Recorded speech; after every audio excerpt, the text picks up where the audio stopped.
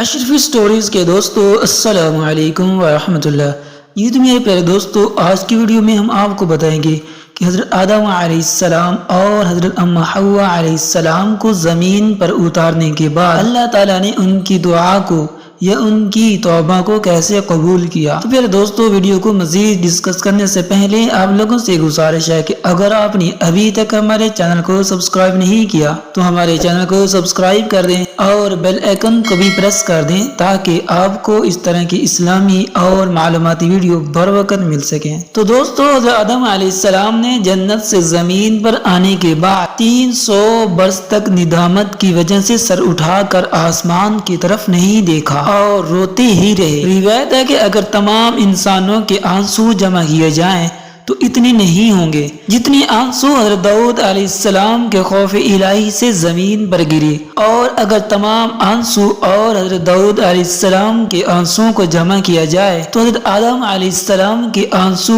ان سب لوگوں سے زیادہ ہوں گے۔ تو دوستو، حضرت آدم علیہ السلام ہمیشہ اپنی ندامت پر، اپنی غلطیوں پر ہمیشہ اللہ تعالیٰ کے سامنے گڑ گڑاتے اور روتے رہے۔ قرآن پاک میں اللہ تعالیٰ نے کچھ اس طرح تذکرہ کیا ہے۔ اللہ تعالیٰ فرماتے ہیں کہ حضرت آدم علیہ السلام نے کہا، اے اللہ، میں تیری حمد کے ساتھ تیری پاکی بیان کرتا ہوں، تیرا نام برکت والا ہے اور تیری بزرگی بہت ہی بلند مرتبہ ہے اور تیرے سوا کوئی معبود نہیں۔ میں نے اپنی جان پر ظلم کیا ہے، تو مجھے بخش دے کیونکہ تیرے سوا کوئی نہیں جو گناہوں کی بخشش کر دے۔ ایک اور مقام پر اللہ تعالیٰ نے فرمایا کہ حضرت آدم علیہ السلام نے کہا، قال ربنا ظلمنا انفسنا وان لم تغفر لنا وترحمنا لنکونن من الخاسرین، یعنی اے میرے پروردگار، ہم نے اپنی جانوں پر ظلم کر لیا ہے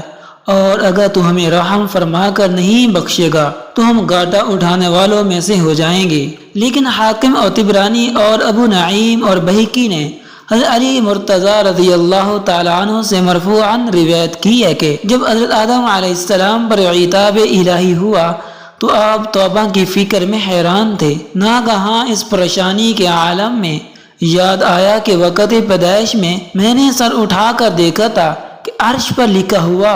لا الہ الا اللہ محمد الرسول اللہ۔ اسی وقت میں سمجھ لیا تھا کہ بارگاہ الہی میں وہ مرتبہ کسی کو میسر نہیں جو محمد صلی اللہ علیہ وآلہ وسلم کو حاصل ہے کہ اللہ تعالیٰ نے ان کا نام اپنے نام اقدس کے ساتھ ملا کر عرش پر تحریر فرمایا ہے۔ لہذا آپ نے اپنی دعا میں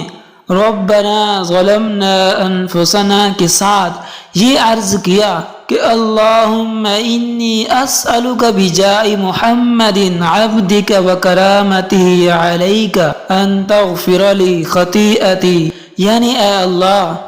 تیرے بندہ خاص محمد صلی اللہ علیہ وآلہ وسلم کے جاہ و مرتبہ کے طفیل میں اور ان کی بزرگی کے صدقے میں جو انہیں تیری دربار میں حاصل ہے، میں تجھ سے دعا کرتا ہوں کہ تو میرے گناہ کو بخش دے۔ یہ دعا کرتے ہی حق تعالیٰ نے ان کی مغفرت فرما دی اور توبہ قبول فرما لی۔ اللہ تعالیٰ نے قرآن پاک میں ارشاد فرمایا ہے کہ فَتَلَقَّى آدَمُ مِن رَبِّهِ كَلِمَاتٍ فَتَابَ عَلَيْهِ إِنَّهُ هُوَ التَّوَّابُ الرَّحِيمُ، کہ پھر سیکھ لیے آدم نے اپنے رب سے کچھ کلمات تو اللہ نے ان کی توبہ کو قبول کیا، بے شک وہی ہے بہت توبہ قبول کرنے والا اور مہربان ہے۔ اس واقعے سے چند اسباق پر روشنی پڑتی ہے، جو یہ ہے کہ اس سے معلوم ہوا کہ مقبولان بارگاہ الہی کے وسیلہ سے بحق فلاں کہہ کر دعا مانگنی جائز اور حضرت آدم علیہ السلام کی سنت ہے، یعنی کسی کا وسیلہ دے کر کسی ایسے بزرگ اور ولی یا انبیاء علیہ السلام میں سے یا صحابہ کرام میں سے کسی کا وسیلہ دے کر اللہ تعالیٰ کی بارگاہ میں دعا کرنا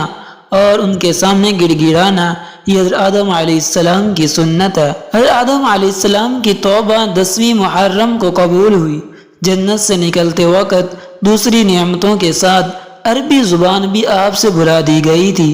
اور بجائے اس کے سریانی زبان آپ کی زبان پر جاری کر دی گئی تھی، مگر توبہ قبول ہونے کے بعد پھر عربی زبان بھی آپ کو عطا کر دی گئی۔ چونکہ حضرت آدم علیہ السلام کے خطا اجتہادی تھی اور اجتہادی خطا معصیت نہیں ہے، اس لیے جو شخص حضرت آدم علیہ السلام کو عاصی یا ظالم کہے گا وہ نبی کی توہین کے سبب سے کافر ہو جائے گا۔ اللہ تعالیٰ مالک اور مولا ہے، وہ اپنے بندہ خاص حضرت آدم علیہ السلام کو جو چاہے فرمائے، اس میں ان کی عزت ہے۔ دوسرے کی کیا مجال کے خلاف ادب کوئی لفظ زبان پر لائے اور قرآن پاک میں اللہ تعالیٰ کے فرمائے ہوئے کلمات کو دلیل بنائے۔ اللہ تعالیٰ نے ہمیں انبیاء کرام علیہ السلام کی تعظیم و توقیر اور ان کے ادب و اطاعت کا حکم فرمایا ہے کہ ہم حضرت آدم علیہ السلام اور دوسرے تمام انبیاء کرام کا ادب اور احترام لازم جانیں، اور ہرگز ان حضرات کی شان میں کوئی ایسا لفظ نہ بولیں جس میں ادب کی کمی یا کوئی شبہ پیدا ہو۔ تو پیارے دوستو، اگر آپ کو یہ ویڈیو پسند آئے تو لائک کر دیں اور ایک اچھا سا کمنٹ کر دیں، اور اگر آپ نے ابھی تک ہمارے چینل کو سبسکرائب نہیں کیا تو ہمارے چینل کو سبسکرائب کر دیں اور بیل آئیکن کو بھی پریس کر دیں تاکہ آپ کو اس طرح کی اسلامی اور معلوماتی ویڈیو بر وقت ملتی رہیں۔